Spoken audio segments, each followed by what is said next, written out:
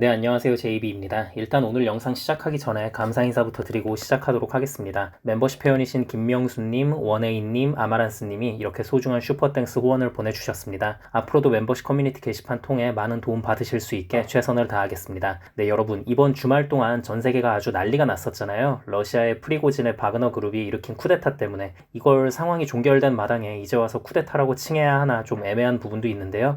아무튼 이제 이 부분을 두고 멤버십 회원분들이 댓글을 엄청 남겨주셨더라고요. 이 사건으로 인해 증시는 어떻게 될 것 같냐고. 그리고 또 뭐 지금 이걸 두고 인터넷상에서도 푸틴의 자작극이다, 미국이 뒤에서 조정한 거다, 어떻다 말들이 되게 많잖아요. 그래서 이제 이 부분에 대해 모르시는 분들을 위해 전체적인 요약 설명을 간단하게 해드리고 또 증시에 끼칠 영향에 대한 제 생각을 말씀드리도록 하겠습니다. 오늘 영상은 지금 국제정세가 어떻게 돌아가고 있는지에 대한 상식 쌓기 차원에서라도 들어주시면 많은 도움이 되실 것 같으니까요. 끝까지 잘 들어주시면 좋을 것 같습니다. 자, 일단 이번 사태의 핵심 인물인 프리고진에 대해서 이야기를 좀 해보겠습니다.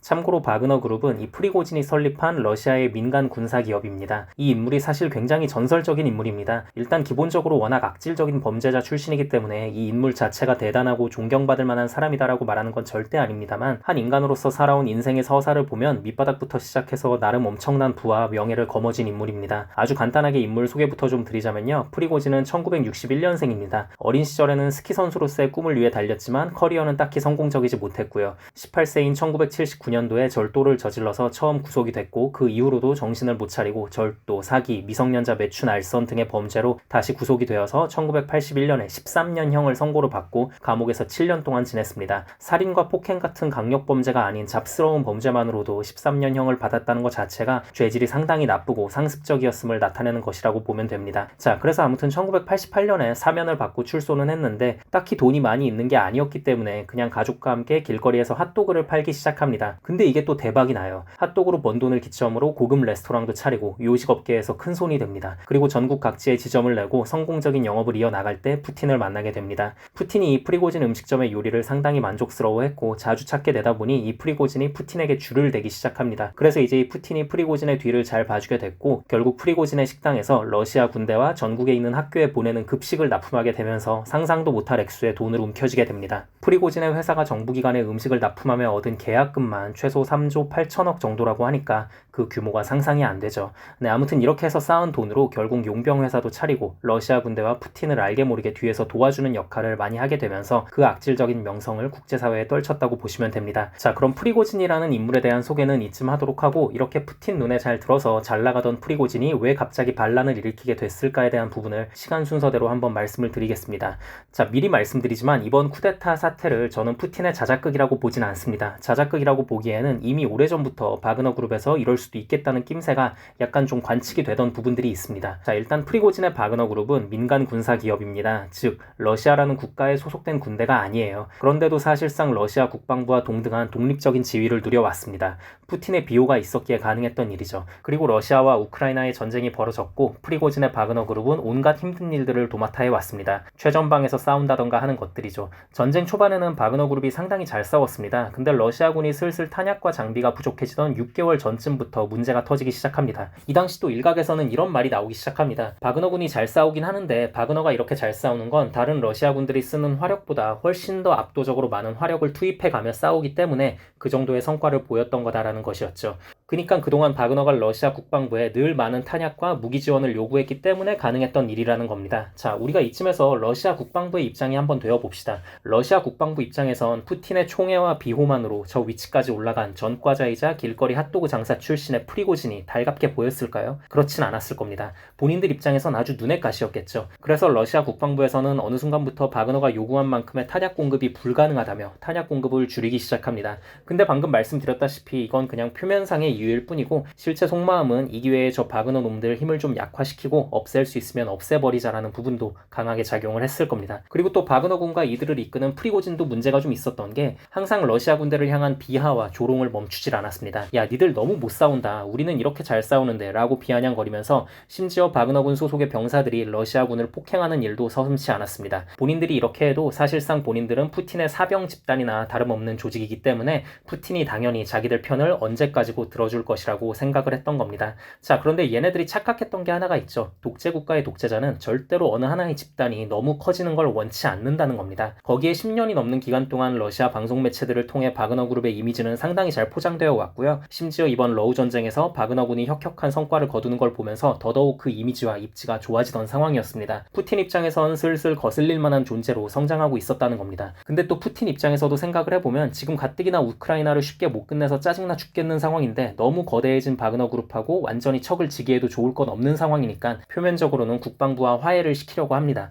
탄약을 좀 더 주라고 한 거죠. 그래서 일시적으로 공급이 다시 되긴 했지만 말 그대로 일시적이었던 것 뿐이고 어느 순간 다시 줄어드는 탄약 공급을 보면서 바그너는 국방부에 항의하고 푸틴에게도 연락을 합니다. 하지만 일이 해결되질 않았죠. 이런 상황인데도 러시아 상부에서는 계속 바그너를 최전방 격전지에 배치를 시켰고 자연스럽게 점점 규모가 줄어들고 약해지는 본인들의 전력을 보면서 프리고진은 깨닫게 됩니다. 아, 푸틴이 우릴 버렸구나. 이건 그냥 이대로 전쟁터에서 산화하라는 말이구나. 이렇게 생각의 전환을 하게 되니 그동안의 모든 상황들이 이해가 되기 시작합니다. 그리고 프리고진은 서서히 푸틴과는 척을 지며 폭주하기 시작합니다. 푸틴을 비난하기 시작하며 갑자기 서방과 우크라이나에 도움이 되는 정보까지 공유하기 시작하고요. 프리고진 입장에선 어차피 러시아에게 버림받았겠다. 서방과 우크라이나에 이제라도 잘 보여서 본인들의 위기를 헤쳐나가려 했던 것입니다. 근데 서방과 우크라이나 입장에선 그동안 바그너 그룹이 행한 전쟁 범죄 행위를 너무 잘 알고 있는데 이제 와서 지 목숨을 구걸하는 프리고진을 용서해줄 생각이 없죠. 거기에 이미 최격전지에 내몰리면서 전력을 상당 부분 상실한 바그너 군이었기 때문에 딱히 뭐 안 받아도 그만인 상황이었기 때문에 이제 와서 괜히 프리고진을 받아주게 되면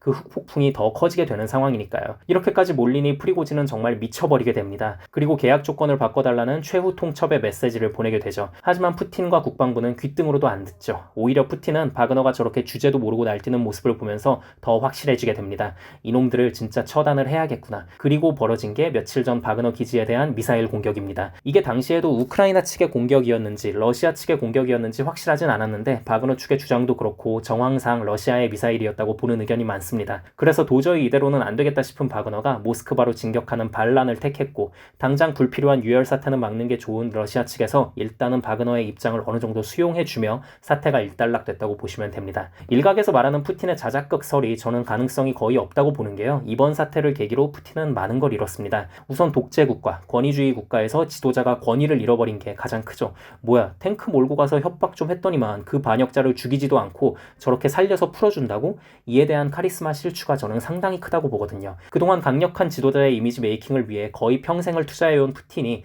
이런 자작극을 벌여서 본인의 이미지를 실추시켰을 리는 없다고 보고 있습니다. 네, 그리고 아무튼 지금 푸틴이 의도했던 의도하지 않았건 이번 사태를 계기로 러시아와 우크라이나의 휴전 선언이 좀 더 앞당겨질 수 있을 것이라고 보고 있습니다. 사실 푸틴 입장에서도 계속해서 전쟁을 지속하기엔 경제적으로도 심하게 부담이 되는 상황이었기 때문에 휴전을 하고 싶었을 것이라고 보고 있습니다. 그러던 와중에 괜찮은 명분이 생긴 거라고 생각을 해요. 뭐 이렇게 얘기할 수도 있겠죠. 그동안 너무 전쟁에만 신경 쓰느라 국내의 일을 제대로 신경 쓰지 못했다. 휴전을 하고 이번 기회에 러시아 내부를 잘 정돈하는 기회로 삼겠다. 뭐 이렇게 얘기하기에도 좋고 해서 휴전의 명분으로 쓰이기 괜찮지 않을까라는 생각을 하고 있습니다. 자, 그럼 증시는 어떻게 될 것 같냐? 네, 일단 당장 월요일 증시는 저는 좋을 것 같습니다. 러우 전쟁 이슈 자체가 이미 너무 많은 시간이 흘러버렸기에 딱히 주식시장에 크게 영향을 끼치진 않았는데요. 어쨌든 이렇게 예기치 못한 타이밍에 휴전의 가능성이 조금이라도 올라간다면 저는 나쁠 건 없다고 보고 있습니다. 그리고 또 호시탐탐 대만을 노리고 있는 중국에도 전쟁 억제 시그널을 던져줄 수 있는 좋은 기회가 될 수 있다고 생각을 합니다. 서방 세계, 특히 미국에서 작정하고 지원을 해주면 그 어느 나라도 쉽게 함락시킬 수 없다는 게 증명이 된 거니까요. 이렇게 되면 TSMC를 비롯한 반도체주들도 기대감에 괜찮은 모습을 보여줄 수도 있겠죠.